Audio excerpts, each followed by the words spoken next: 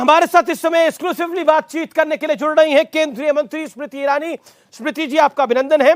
सरकार के 9 साल पूरे हुए हैं, 9 उपलब्धियां बताई जा रही हैं, लेकिन पॉलिटिक्स बहुत जबरदस्त चल रही है। राहुल गांधी कह रहे हैं कि उनकी यात्रा का बहुत बड़ा फायदा हो रहा है साउथ के अंदर, कांग्रेस कह रही है ये, और भारतीय जनता पार्टी को अब बहुत मेहनत करनी पड़ेगी अगर 24 में आना है तो। भारतीय जनता पार्टी का ये सौभाग्य रहा है कि जब से हमारे पार्टी की नींव रखी गई है तब से लेकर आज तक हर कार्यकर्ता ने अथक प्रयास, अथक परिश्रम किया है। इसके सबसे बड़े प्रमाण हमारे सबसे वरिष्ठ कार्यकर्ता जो राष्ट्र के प्रधान सेवक की भूमिका में है वो हैं, जिन्होंने 9 साल की इस लंबी अवधि में एक दिन की भी छुट्टी नहीं ली, जो दिवाली अपनों के संग देश की सरहद पर अपनी सेना के संग मनाते हैं। ऐसे कर्मठ कार्यकर्ता, ऐसे कर्मठ नेतृत्व के साथ निश्चित रूप से पुनः भारतीय जनता पार्टी का कार्यकर्ता अपने आप को 2024 में लोकतंत्र के इस युद्ध भूमि पर समर्पित करेगा। कांग्रेस निश्चिंत रहे, इस बार भी भाजपा का ही परचम लहराएगा, कमल का ही फूल खिल पाएगा। लेकिन कांग्रेस को एक नई एनर्जी मिल गई है। कर्नाटक में उनको लगता है कि बहुत बड़ी जीत हुई है, भारतीय जनता पार्टी की एक बड़ी हार हुई है, वहां से उनको लगता है कि कहानी अब बदल सकती है, और इसीलिए राहुल गांधी ने 150 सीटों का दावा मैं इतना ही कहूंगी कि एक कहानी निश्चित रूप से बदली है, एक कहानी निश्चित रूप से बदली है जी। वो कांग्रेस पार्टी जो गत 9 वर्षों में ईवीएम को बार बार अपशब्द कहती थी, इस बात प्रफुल्लित है कि ईवीएम फाइनली काम कर रहा है। वो कांग्रेस पार्टी जो देश की सुप्रीम कोर्ट पर, देश के चुनाव आयोग पर कटाक्ष करती थी, टिप्पणी करती थी, इस बार अपनी एक प्रदेश की जीत के बाद हर्षो उल्लास के इस माहौल में कम से कम चुनाव आयोग को गाली नहीं दे रही है।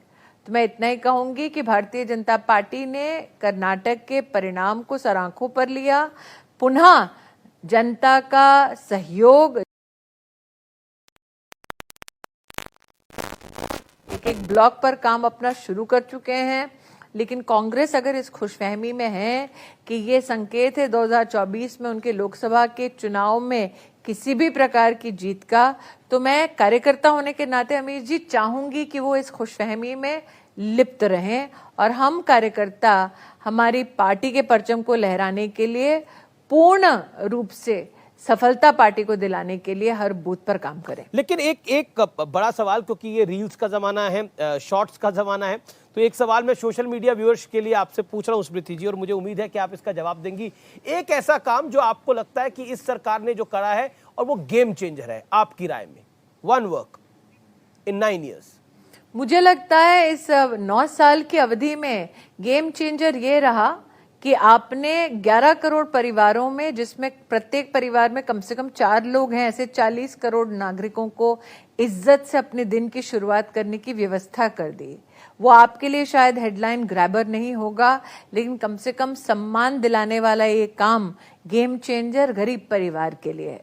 मुझे लगता है कि एडमिनिस्ट्रेटिवली गेम चेंजर ये बात भी है कि जिस देश में राजीव गांधी ये कहते थे रुपया दिल्ली से चलता है तो 15 पैसा हो जाता है गांव तक पहुंचते पहुंचते, इन 9 वर्षों में 25 लाख करोड़ रुपया देश की तिजोरी से सीधा देश के गरीब के बैंक के खाते में गया है। मुझे लगता है गेम चेंजर ये भी है कि जो कांग्रेस पार्टी ने अपने कार्यकाल में 4 करोड़ फर्जी लाभार्थी बना रखे थे राशन कार्ड की दुनिया में, उन फर्जी लाभार्थियों को सिस्टम से हटाया गया, देश का 2,75,000 करोड़ रुपया बचाया गया। मुझे लगता है गेम चेंजर ये है कि आज 32 करोड़ से ज्यादा मुद्रा के लोन्स हमारे देश में छोटे छोटे व्यापार, छोटे छोटे व्यवसाय शुरू करने के लिए देश के साधारण नागरिकों को मिल चुका है। मुझे लगता है गेम चेंजर ये है कि सिर्फ ऑस्ट्रेलिया में प्रधानमंत्री को बॉस की उपाधि नहीं दी, बल्कि 2 राष्ट्रों के युद्ध को विराम दिया गया, क्योंकि हिंदुस्तान का प्रधान सेवक चाहता था कि हिंदुस्तानी सुरक्षित अपने घर लौट सके।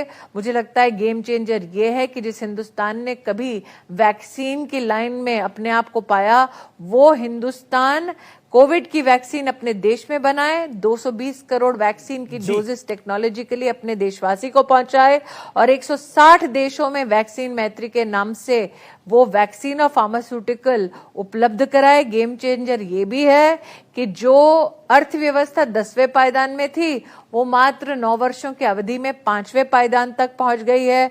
मुझे लगता है गेम चेंजर ये भी है कि आज चाहे वो रूस हो, चाहे वो यूके हो, चाहे वो यूनाइटेड स्टेट्स ऑफ अमेरिका हो, सब समझते हैं कि हिंदुस्तान और हिंदुस्तानी के दिल तक पहुंचने का रास्ता सिर्फ नरेंद्र दामोदर दास मोदी है। सब समझ रहे हैं, लेकिन राहुल गांधी क्यों नहीं समझ रहे हैं?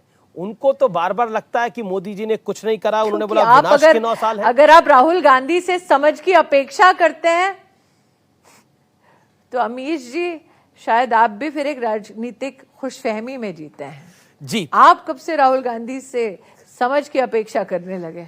लेकिन देखिए, लोकतंत्र है तो पक्ष और विपक्ष दोनों की बात को सुना जाता है। एक ऐतिहासिक घटना हुई और उस ऐतिहासिक घटना के हम भी साक्षी बने। देश में एक नई संसद मिली और 100 साल बाद एक ऐतिहासिक पल था, लेकिन एक बॉयकॉट भी चला उसको लेकर। क्या आपको लगता है कि जिस तरह की टिप्पणियां की गई, मानना है जी, कांग्रेस ने तो प्रधानमंत्री को पंडित नेहरू के चरणों में दिखाने का प्रयास किया एक ट्वीट के जरिए, सेंगोल को लेकर विवाद खड़ा किया गया, ताबूत दिखाया गया भारतीय संसद को आरजेडी द्वारा। व्हाट यू हैव टू से ऑन दैट? जिनकी टांग खुद राजनीतिक एक कब्र में है वो ताबूत दिखाएंगे तो कहीं ना कहीं ये उनकी राजनीतिक शैली का प्रमाण देते हैं। मुझे ऐसा लगता है कि जब वो देश की संसद का इस प्रकार से अपमान करते हैं तो वो अपमान मोदी का नहीं है, हर उस नागरिक का अपमान है जो देश की संविधान को अपना प्रथम अधिकार समझता है, अपना प्रथम जिम्मेदारी समझता है। मुझे ये भी लगता है कि जिन लोगों ने ये छलावा किया कि वो पार्लियामेंट का बॉयकॉट करेंगे, वो क्या आगामी सेशन में पार्लियामेंट में अपने पैर नहीं धरेंगे? और जहां तक सेंगोल की बात है तो भारत के इतिहास को जुटलाना ये तो गांधी खानदान की खासियत है। हिंदू धर्म पर कटाक्ष करना ये तो गांधी खानदान की खासियत है। जयराम रमेश ने कहा, जयराम रमेश ने बोला ये व्हाट्सएप यूनिवर्सिटी का ज्ञान है। अगर नेहरू जी को जयराम रमेश इस प्रकार की अभद्र टिप्पणी कर सकता है तो सोनिया जी को सोचना चाहिए कि ससुर साहब की बदनामी करने वाले को वो क्या अभी भी मीडिया का चार्ज देंगी? ये तो बहू जाने, उनका ससुराल जाने। लेकिन एक बड़ा पॉइंट है सेंगोल को लेकर। जब सेंगोल को स्थापित किया गया, मंत्रोच्चारण हुआ, उससे पहले सर्वधर्म सभा भी हुई, लेकिन उसको एक धर्म विशेष के साथ जोड़ने का प्रयास हुआ और उसको लेकर भी एक पॉलिटिक्स है। Your take on that?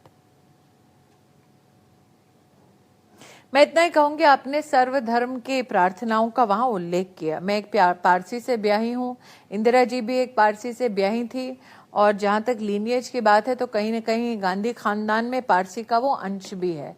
मैं एक प्रैक्टिसिंग हिंदू हूं और बड़े गर्व के साथ आज कह सकती हूं कि पारसी समुदाय की वहां प्रार्थना हुई, जिसे कहते हैं अशेम वहु वहिस्तमस्ति उस्तास्ति उस्तायमाय या दशाए वहिस्ते अशेम। ये एक प्रैक्टिसिंग हिंदू पारसी धर्म की एक प्रेयर आज आपके सम्मुख हम लोग बड़ी विनम्रता के साथ, श्रद्धा के साथ अर्पित कर रहे हैं, धर्म को, समाज को, भगवान को। तो सर्वधर्म संभाव क्या होता है उसका एक चित्र आपने पार्लियामेंट की उस नई संसद की व्यवस्था को लोकार्पित करने से पहले स्वयं देखी है। जहां तक हिंदू संतों का सवाल है तो क्यों कांग्रेस पार्टी को हिंदू संतों से इतना परहेज है, ये सवाल एक्चुअली पूछना ही व्यर्थ है। क्योंकि जिन्होंने शंकराचार्य पर कटाक्ष कर लिया, संतों पर लाठी चार्ज करवाया, उनसे मैं अपेक्षा ही कैसे कर सकती हूँ कि वो मेरे समाज का, मेरे धर्म का सम्मान करें। जिन्हें सत्ता की कुर्सी पर बैठकर हिंदू आतंकवादी प्रतीत होता है, उनसे मैं अपने समाज के प्रति कैसे सम्मान अपेक्षित कर सकती हूँ? जी, जो अपनी कर्नाटक की जीत को हिंदू धर्म के खिलाफ की जीत बताते हैं, उनसे मैं कहाँ अपेक्षा कर सकती हूँ कि वो मेरे धर्म के प्रति आदर का भाव रखें? जिन्होंने राम के अस्तित्व को झुठला दिया, जो आज तक एक पग नहीं धरे राम मंदिर के प्रति, उनके प्रति मैं यही भावना रख सकती हूँ कि ना मेरे समाज का सम्मान करेंगे, ना मेरे संतों का सम्मान करेंगे। जी, लेकिन ना एक और संसद का सम्मान करेंगे। एक और उसका बड़ा प्रमाण तो उन्होंने खुद ही दे दिया। जी, एक और बड़ा विषय है पहलवानों को लेकर जो विवाद चल रहा है। उन्होंने विसर्जन का भी आज प्रयास किया, फिर नरेश टिकैत को दे दिए। क्या आपको लगता नहीं है भारतीय जनता पार्टी के लिए कि शासन के लिए, सरकार के लिए एक इमेज में बहुत बड़ा डेंट है, जिस तरह से पहलवान सड़कों पे हैं लगातार?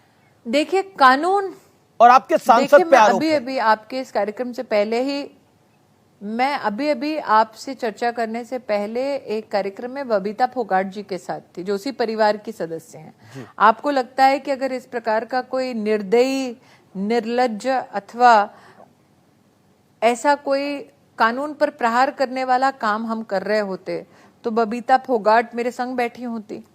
जहां तक कानून की बात है, सुप्रीम कोर्ट ने स्वयं इस विषय पर अपनी टिप्पणी कर दी है। आपको भाजपा पर विश्वास ना हो तो क्या सुप्रीम कोर्ट पर भी आप विश्वास नहीं करेंगे? वर्तमान में एक इन्वेस्टिगेशन चल रही है। जितना कानून मैंने समझा है, इन्वेस्टिगेशन में हस्तक्षेप करना कानून की मर्यादा का उल्लंघन करना है। तो क्यों कांग्रेस पार्टी चाहती है कि कानून का उल्लंघन हो? क्यों कांग्रेस पार्टी चाहती है कि निष्पक्ष जांच ना हो? क्यों कांग्रेस पार्टी के सरगना और कई नेता ऐसे विषय में नेतृत्व करते हुए दिखाई दे रहे हैं और उनकी मंशा न्याय संगत ना हो, राजनीति के प्रति हो? ये प्रश्न तो निश्चित रूप से वर्तमान में जनता के मध्य में घूम रहे हैं। मैं इतना ही अपील करूंगी कि वो महिला जो कानूनी लड़ाई लड़ती है इंसाफ के लिए, उसके पक्ष की बात कहती हूँ।